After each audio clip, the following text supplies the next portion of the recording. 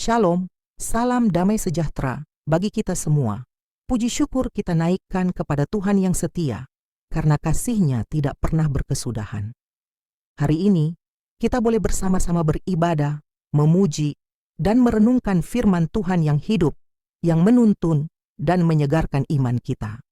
Firman Tuhan pada hari ini diambil dari Roma 10 ayat 4-15. Tema perenungan kita adalah percaya kepada Kristus yang bangkit, diselamatkan, dan tidak dipermalukan. Tema ini sangat indah dan penuh pengharapan, sebab siapa di antara kita yang tidak ingin diselamatkan? Siapa yang ingin hidupnya berakhir dengan rasa malu dan penyesalan? Namun melalui ayat-ayat ini, kita diingatkan bahwa dalam Kristus tidak ada rasa malu bagi orang yang percaya. Di dalam Kristus yang bangkit, ada keselamatan yang sejati. Sekarang kita baca Roma 10 ayat 4-15, sebab Kristus adalah kegenapan hukum Taurat, sehingga kebenaran diperoleh tiap-tiap orang yang percaya. Sebab Musa menulis tentang kebenaran karena hukum Taurat, orang yang melakukannya akan hidup karenanya. Tetapi kebenaran karena iman berkata demikian, jangan katakan di dalam hatimu, siapakah akan naik ke sorga, yaitu untuk membawa Yesus turun, atau siapakah akan turun ke jurang maut, yaitu untuk membawa Kristus naik dari antara orang mati. Tetapi apakah katanya?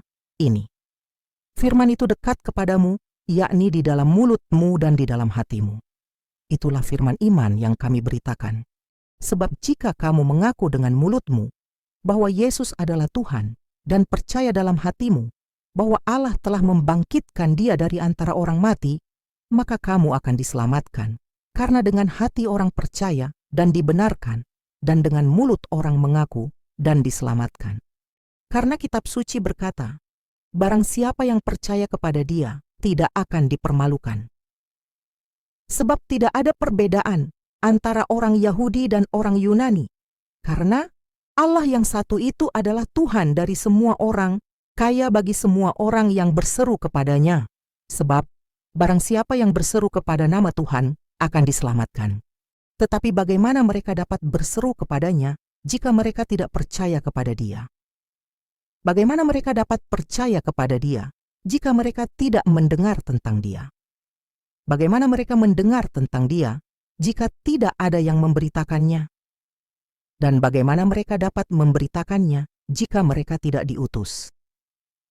Seperti ada tertulis, betapa indahnya kedatangan mereka yang membawa kabar baik.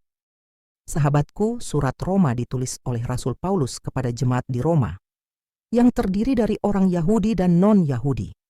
Saat itu, masih banyak orang yang berpikir bahwa keselamatan bisa dicapai melalui usaha menaati hukum Taurat.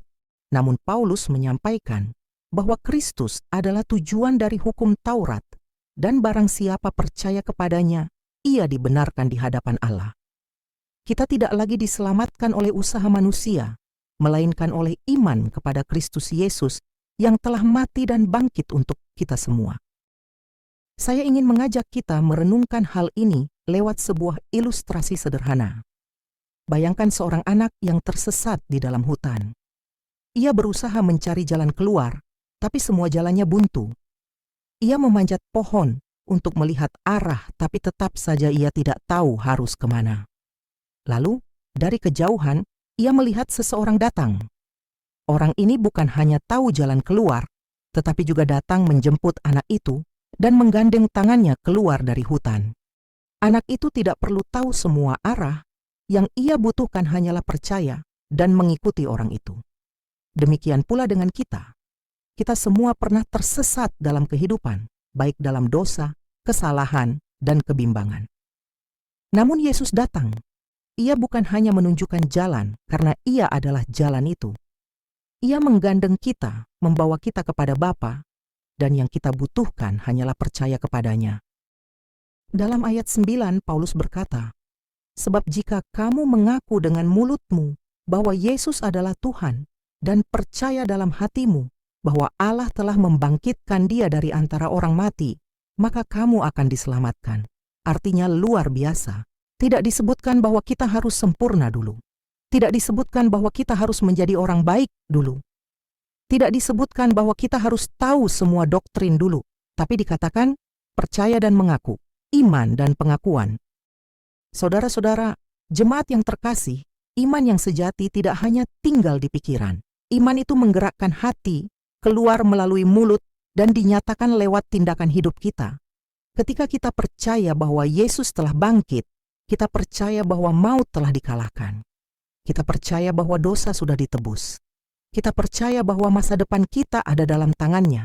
Dan dari situ, kita pun belajar hidup dalam ketaatan. Bukan karena takut dihukum, tetapi karena kita sudah menerima kasih karunia yang begitu besar. Jemaat Gemim yang saya kasihi, dalam kehidupan kita sehari-hari, kadang kita merasa tidak layak. Kita mungkin pernah jatuh dalam dosa, gagal dalam keluarga, kecewa dengan pelayanan, atau merasa tidak mampu bersaksi. Kita malu dengan masa lalu. Kita takut akan masa depan. Tapi firman Tuhan hari ini memberi penghiburan besar, katanya, barang siapa percaya kepadanya, tidak akan dipermalukan. Dunia boleh menghakimi kita, orang boleh mencemooh kita, tapi Tuhan tidak akan mempermalukan orang yang bersandar kepadanya. Banyak jemaat kita hidup dengan tekanan ekonomi, persoalan rumah tangga, pergumulan dengan anak-anak, bahkan tekanan dalam pelayanan gereja.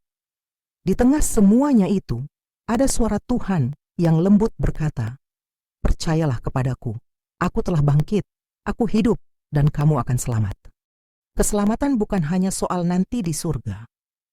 Keselamatan juga berarti pemulihan saat ini. Hati yang dipulihkan, pengharapan yang dibangkitkan, hidup yang diarahkan kembali kepada Tuhan. Paulus juga menantang kita lewat pertanyaan retoris, kata Paulus. Bagaimana mereka dapat percaya jika mereka tidak mendengar?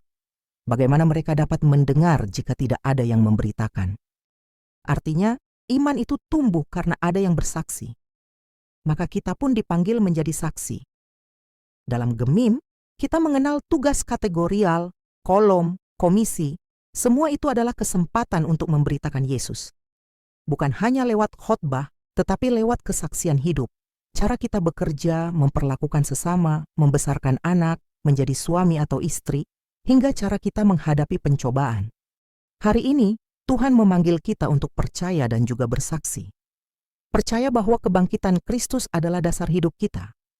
Bersaksi bahwa kasih Tuhan nyata bagi semua orang tanpa terkecuali. Di dalam Kristus, tidak ada pembedaan, baik orang minahasa, non-minahasa, tua muda, kaya miskin, semua bisa datang dan percaya. Karena firman Tuhan berkata, setiap orang yang berseru kepada nama Tuhan akan diselamatkan.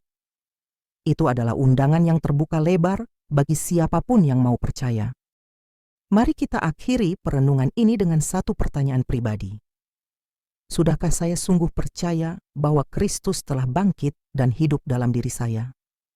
Apakah saya sudah menyerahkan hidup saya kepadanya dengan sungguh-sungguh, bukan hanya lewat kata-kata, tetapi lewat seluruh hidup saya?